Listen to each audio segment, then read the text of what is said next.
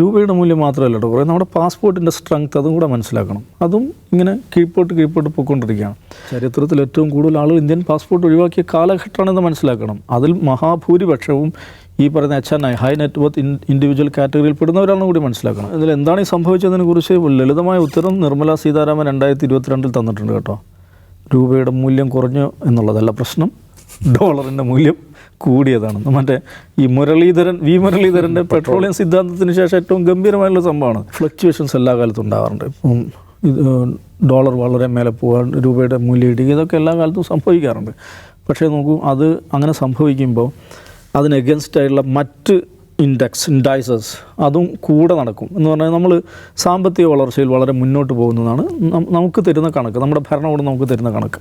അങ്ങനെ സംഭവിക്കും സ്വാഭാവികമായിട്ടും ഇങ്ങനെ രൂപയുടെ മൂല്യം കുറയാൻ പാടില്ല. മറ്റ് ഇൻഡെക്സുകളെല്ലാം രൂപയുടെ മൂല്യം കൂട്ടാൻ ആവശ്യമുള്ള ഇൻഡെക്സ്.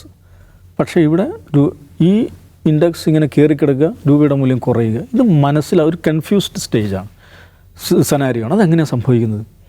അപ്പോഴാണ് നമ്മൾ ആലോചിക്കുമ്പോൾ ഈ പറയുന്ന ഇൻഡൈസസ് അതെങ്ങനെ ഉണ്ടാക്കി എന്നുള്ളത്. അപ്പോൾ നമ്മുടെ GDP വളരുന്നു അല്ലെങ്കിൽ സാമ്പത്തിക വളർച്ച കൂടുന്നു എന്നുള്ളത് നമുക്ക് എങ്ങനെ ഉണ്ടാക്കാമല്ലോ? നമ്മൾ പാരാമീറ്റേഴ്സ് മാറ്റിയാൽ പോരെ. ഇവരതിൻ്റെ ബേസ് ലൈൻ റീവർക്ക് ചെയ്യുക, അതിൻ്റെ പാരാമീറ്റേഴ്സ് മാറ്റും.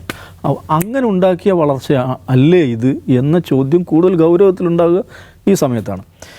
സ്വാഭാവികമായിട്ട് ഇപ്പോൾ വളരെ ലളിതമായി അതെന്തുകൊണ്ടിങ്ങനെ സംഭവിക്കുന്നു, ഇതിൽ എന്താണ് ഈ സംഭവിച്ചതിനെ കുറിച്ച് ലളിതമായ ഉത്തരം നിർമ്മല സീതാരാമൻ 2022 തന്നിട്ടുണ്ട് കേട്ടോ. രൂപയുടെ മൂല്യം കുറഞ്ഞു എന്നുള്ളതല്ല പ്രശ്നം, ഡോളറിൻ്റെ മൂല്യം കൂടിയതാണ്. മറ്റേ ഈ മുരളീധരൻ്റെ പെട്രോളിയം സിദ്ധാന്തത്തിന് ശേഷം ഏറ്റവും ഗംഭീരമായുള്ള സംഭവമാണ്. അതുകൊണ്ട് അങ്ങനെ പറഞ്ഞാൽ മതി, നൗഫൽ ശ്രദ്ധിക്കണത്. രൂപയുടെ മൂല്യം കുറഞ്ഞല്ല, ഡോളറിൻ്റെ മൂല്യം കൂടിയതാണ്. പല ഘടകങ്ങളുണ്ട്. ഇപ്പോൾ എൻ്റെ കൊടുവള്ളിയിൽ തോറ്റപ്പോൾ മുരളീധരൻ പറഞ്ഞു എൻ്റെ എതിർ സ്ഥാനാർത്ഥിക്ക് എന്നേക്കാൾ കൂടുതൽ വോട്ട് കിട്ടിയുണ്ടെന്നാണ് ഞാൻ തോറ്റതെന്നുണ്ട്. അതേപോലെ ഈ ഡോളറിൻ്റെ വരവ് കുറയുകയും ഡോളറിൻ്റെ പുറത്തേക്കുള്ള പോക്ക് കൂടുകയും ചെയ്യുന്നു. അതാണ് ലളിതമായിട്ട് സംഭവിക്കുന്നൊരു കാര്യം. എന്തുകൊണ്ട് കുറയുന്നു? ഡോളറിൻ്റെ വരവ് എന്തുകൊണ്ട് കുറയുന്നു? വിദേശ നിക്ഷേപം എന്തുകൊണ്ട് കുറയുന്നു? ഓഹരിയിലെ വിദേശ നിക്ഷേപം എന്തുകൊണ്ട് തിരിച്ചു പോകുന്നു? ഇങ്ങനെയൊക്കെയുള്ള പല സംഗതികളുണ്ടല്ലോ. എന്തുകൊണ്ട് സംഭവിക്കുന്നു? അത് വെറുതെ സംഭവിക്കില്ലല്ലോ. ഇവിടെ ഇതിനെ പറ്റിയൊരു കൺഡ്യൂസീവായിട്ടുള്ളൊരു സ്ഥലമല്ല ഇത് എന്ന് മനുഷ്യർ ആലോചിക്കുന്നുണ്ടാവും. ചുമ്മാ ആളുകൾ എവിടെയും പൈസ ഇൻവെസ്റ്റ് ചെയ്യുമോ? അതെന്ത് ചെയ്യണം? അത് ലാഭം ഉണ്ടാക്കണം, അത് വർക്ക് ചെയ്യണം, പ്രൊഡക്റ്റീവ് ആണ്. അതിന് പറ്റിയൊരു അന്തരീക്ഷമുള്ള ഒരു സ്ഥലമല്ല ഇത് എന്നൊരു ഇമേജ് വന്നു കഴിഞ്ഞാൽ അത് പ്രശ്നമാണ്. രൂപയുടെ മൂല്യം മാത്രമല്ല കേട്ടോ, കുറേ നമ്മുടെ പാസ്പോർട്ടിൻ്റെ സ്ട്രെങ്ത് അതും കൂടെ മനസ്സിലാക്കണം. അതും ഇങ്ങനെ കീഴ്പോട്ട് പോയിക്കൊണ്ടിരിക്കുകയാണ്. അപ്പോൾ അത് ഓഫ് കോഴ്സ് നമുക്ക് എന്താ പറയുക, ബൈ ഡിഫോൾട്ടായിട്ടുള്ള കുറേ പ്രശ്നങ്ങൾ. 90% നമ്മുടെ ഇന്ധനത്തിൻ്റെ 90% നമ്മൾ ഇമ്പോർട്ട് ചെയ്യുകയാണ് ചെയ്യുന്നത്. ഈവൻ ഭക്ഷ്യ എണ്ണ പോലും എനിക്ക് 60% ഇമ്പോർട്ട് ചെയ്യുകയാണ് ചെയ്യുന്നത്. അപ്പോൾ അതിനകത്തൊക്കെ Narendra Modi as A leader, as an administrator ഒരു പോളിസി ഓറിയൻറ്റേഷൻ ഉണ്ട്. അതും നമ്മൾ കാണാതിരുന്നുകൂടെ. അപ്പോൾ അദ്ദേഹം ഏറ്റവും കൂടുതൽ സംസാരിക്കുന്നൊരു വിഷയം ഈ പറയുന്ന നോൺ കൺവെൻഷണൽ എനർജി അത് വർദ്ധിപ്പിക്കുന്നതിനെ കുറിച്ച്, സോളാർ എനർജിയെക്കുറിച്ച് അദ്ദേഹം ധാരാളം സംസാരിക്കാറുണ്ട്. മെയ്ക്ക് ഇൻ ഇന്ത്യ എന്ന് പറയുന്നൊരു കോൺസെപ്റ്റ് മുമ്പോട്ട് വെക്കുന്നുണ്ട്. പക്ഷെ ഇതൊന്നും വർക്ക് ചെയ്യുന്നില്ല.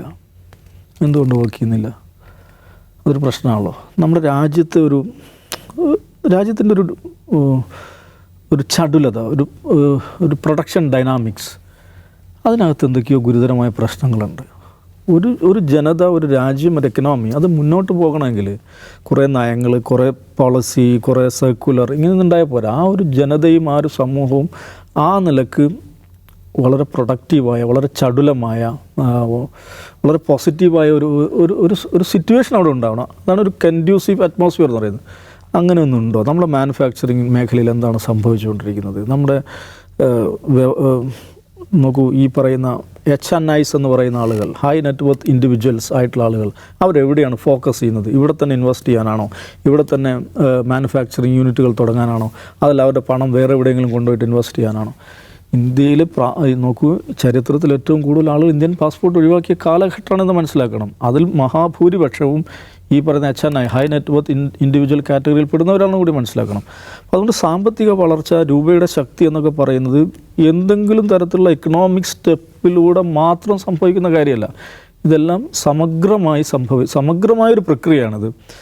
അതിനെ സമഗ്രമായിട്ട് തന്നെ കാണണം. ഈ രാജ്യത്തിൻ്റെ സാമൂഹിക അവസ്ഥ എന്താണ്? സാമൂഹിക അവസ്ഥയും സാമ്പത്തിക വളർച്ചയിലും അതിഭയങ്കരമായ ബന്ധമുണ്ട്.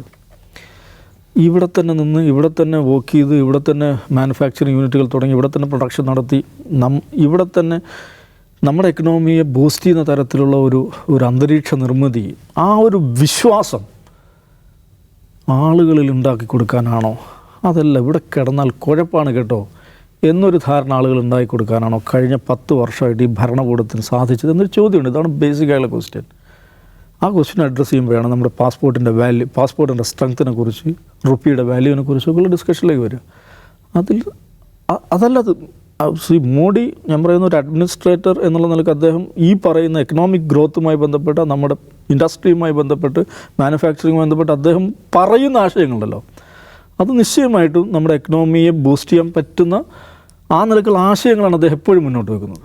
അത് ഒരുപക്ഷെ മറ്റേതൊരു ഭരണാധികാരികൾ കൂടുതൽ അതേക്കുറിച്ച് സംസാരിച്ചൊരു മനുഷ്യനാണ് അദ്ദേഹം.